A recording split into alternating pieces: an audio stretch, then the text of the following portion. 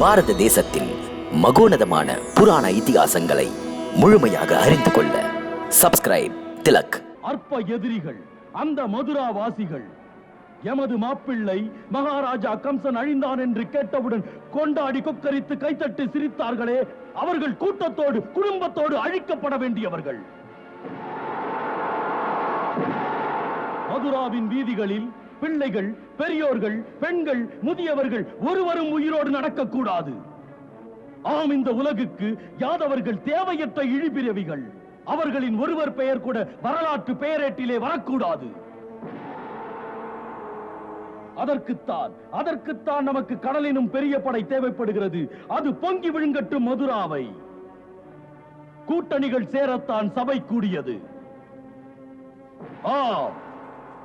நமது ஆணையை மீறக்கூடாது.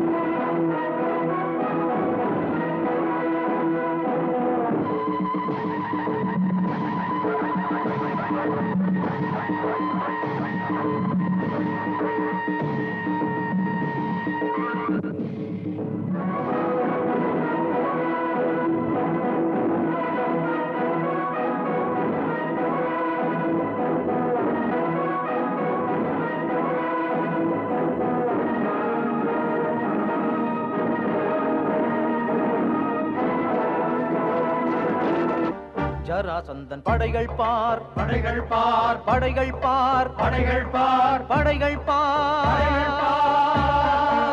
ஜராசந்தன் படைகள் பார், படைகள் பார், படைகள் பார், படைகள் பார், படைகள் பார், படைகள் பார்.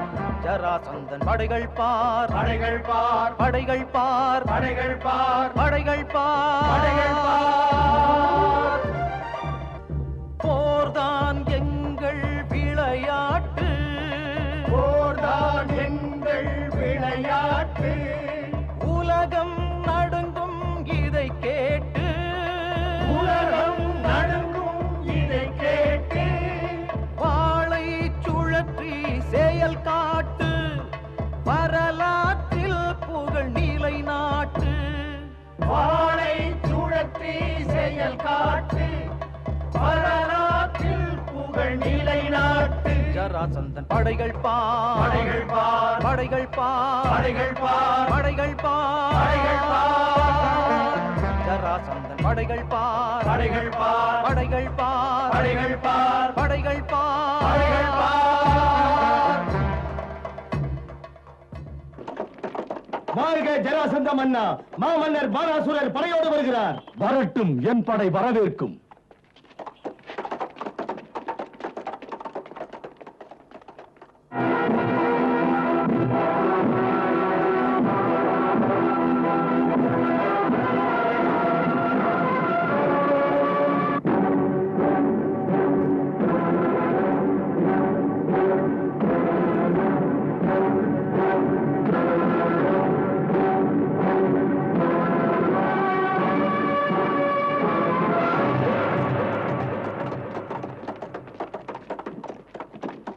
மன்னா, சல்லியர் படையுடன் வருகிறார். மகிழ்ச்சியுடன் என் வணக்கத்தை சொல். செல்.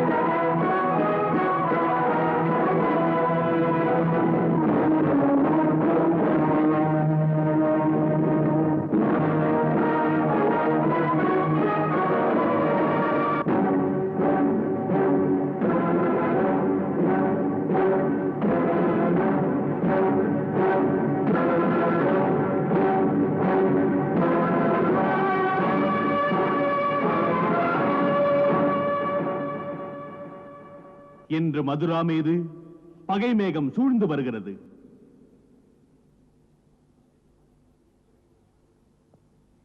அக்ரூரரின் ஒற்றர் படை கொண்டு வந்த செய்தி, கம்சரின் கொலைக்கு பழிக்கு பழி வாங்க அவன் மாமன் மகத நாட்டு அரசன் ஜராசந்தன் ஒரு பெரிய படை திரட்டி மதுரா மீது மோத வருகிறான். தூதர்கள் சொல்கிறார்கள், ஜராசந்தனோடு அவனுடைய நட்புக்குரிய மன்னர்களும் சேனையுடன் வருகிறார்களா? இத்தனை பெரிய தாக்குதலை மதுரா எப்படி சமாளிப்பது? அதை பற்றி உங்கள் கருத்தை கேட்க இந்த சபை கூட்டப்பட்டது.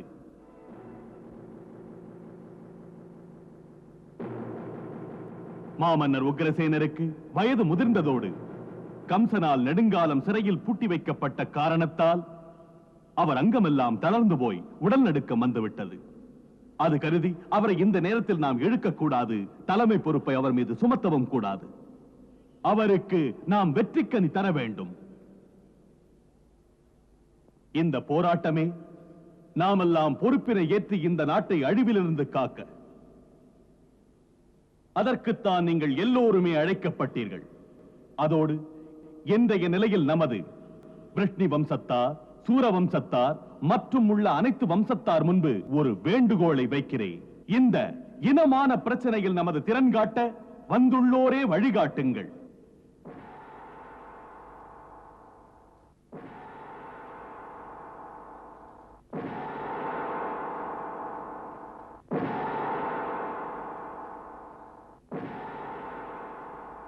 அக்ரூரரே, நமது ஒற்றர் படை சொன்ன குறிப்பு என்ன?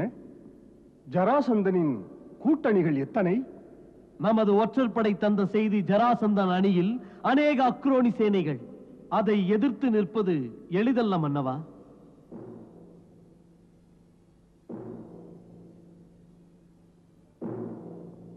தங்கள் கருத்து, தனியாக மதுராவின் சேனை அதை எதிர்கொள்ள முடியாது.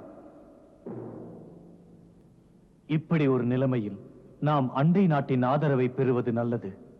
ஆனால் காலத்தின் விளைவு நமது அண்டை நாட்டு அரசர்கள் பாணாசுரன், பாமாசுரன் இருவரும் கம்சன் அணியை சேர்ந்தவர்கள். அவர்கள் நமக்காக வரமாட்டார்கள். அவர்கள் சமயம் பார்த்து மதுராவை வீழ்த்த போரிலே ஜராசந்தனிடம் தான் போவார்கள். இப்படி ஒரு நிலைமையில் நாம் இன்னொருவர் உதவியை நாடுவதை விட்டு நமது சொந்த பலத்தில் நம்பிக்கை வைக்க வேண்டும்.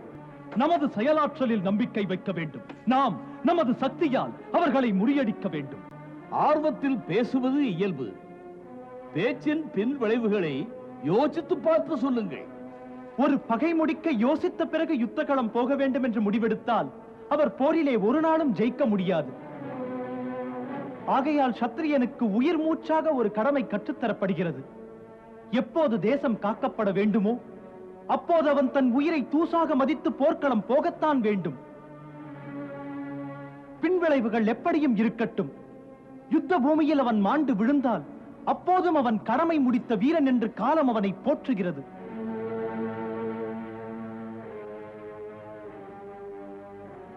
ஸ்வர்க்க பூமியும் அவனை ஒரு வீர மைந்தன் என்று பாராட்டுகிறது. யுத்த பூமியில் கீர்த்தி பெற உயிரை இழப்பதோ யாரும் அப்படி முடிவெடுத்தால் அது வீர செயல் அல்ல, ஆண்மையற்ற தற்கொலை. இதை ஆண்மையற்ற செயல் என்கிறீர்களே, நான் ஒரு புனித அர்ப்பணம் என்கிறேன். அர்ப்பணம் என்று சொல்லிவிட்டால் மடமை வீரமாகாது.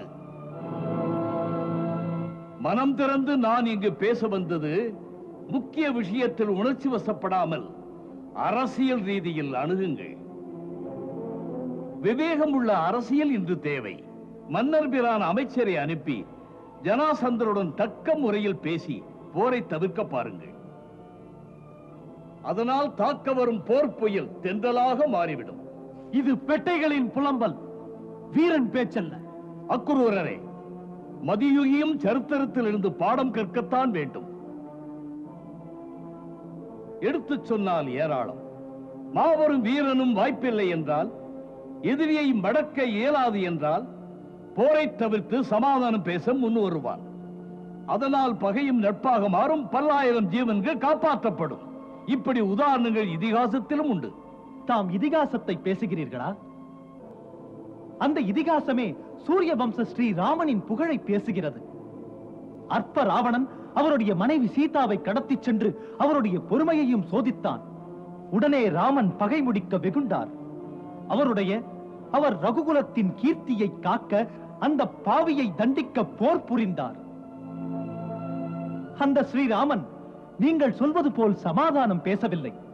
தான் போரிலே சந்திக்கப் போகும் ராவணனுக்கு மாபெரும் சேனைகள் பக்கபலமாய் இருக்கிறது என்று பின்வாங்கவில்லை. அப்போது ராமனிடத்தில் அயோத்தி படைகளும் இல்லை. போராட முடிவெடுத்த வனவாசி ராமன் தனது கடமையை காக்க வெறும் தனது தன்னம்பிக்கை, ஊக்கப்படுத்திய உணர்ச்சிகளின் வசப்பட்டு ஒரு சில வானரங்களின் துணை கொண்டு லங்கையின் மீது போர் தொடுத்தார். அவர் சாதித்து காட்டினார். ஒரு மானிடன் உண்மை வீரத்தால் நேர்மை நியாயத்தை வாழ வைக்க கடமையாற்ற போர் புரிந்து அதில் வென்றார். சமயம் சரியில்லை என்று சமாதானம் பேசவில்லை. ராமன் தான் வென்றார், ராவணன் வீழ்ந்தான்.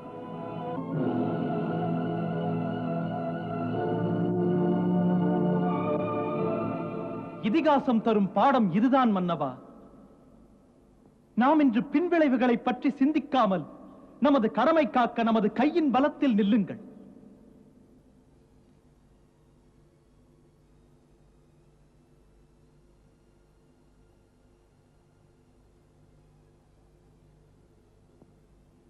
நாம் கிருஷ்ணனின் பேச்சுக்கு உடன்படுகிறோம். இது நமது சத்திரிய பிறவிக்கு பரீட்சைக்குரிய சமயம். நாம் இந்த பரீட்சையில் வென்றே தீருவோம். நாம் உறுதியளிக்கிறோம், நமது கைகளிலே வாளேந்தும் வலிமை உள்ள வரையில் நமது மதுராவில் யார் வந்து நின்றாலும் அவனை வீழ்த்தி விரட்டுவோம்.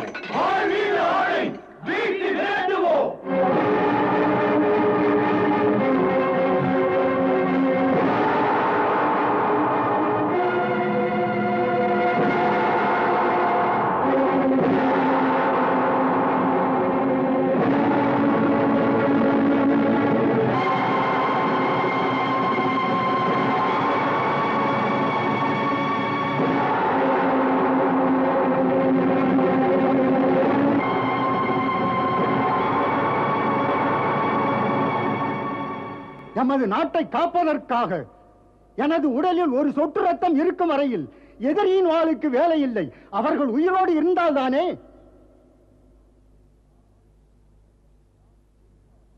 நாம் இதை உங்களிடம் எதிர்பார்த்தோம்.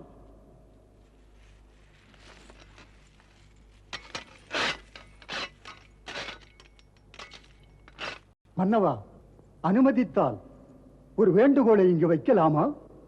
வைக்கலாம். மன்னவா, மதுராவின் நன்மைக்கு ஏற்றதொரு யோசனை இது. மாவீரன் பாமாசூரன் நம்முடன் வரமாட்டார்கள். அவர்கள் வேண்டாம், விட்டு விடுவோம். இந்திரபிரஸ்தம் என்னும் விரிந்து பறந்த சாம்ராஜ்யம் ஒன்று. அங்கே இன்று சக்திமிக்க படைகள் உண்டு. அது மட்டுமா, பீஷ்ம பிதாமகர், ஆச்சாரியார் துரோணர், மகத்தான வில்லாளர்கள், மகாரதர்களும் உண்டு. இந்திரபிரஸ்தத்தில் தங்களின் திருமகள் நமது வசுதேவரின் மூத்த சகோதரி மகாராணி குந்தியும் இருக்கிறார். பூரணமாக நம்புங்கள். இன்று நாம் அவர்களை ஆதரிக்கும்படி கேட்டுக்கொண்டால் இந்த சந்தர்ப்பத்தில் தவறாமல் அவர்கள் உதவி தருவார்கள். இன்று தாம் கௌரவ மன்னர் திருதராஷ்டிரரை பார்க்க அக்ரூரரை இங்கே அனுப்பினால் மதுராவின் நலன் காக்கப்படுவதற்காக அவருடைய சேனை தக்க நேரத்தில் இங்கு வந்து சேரும்.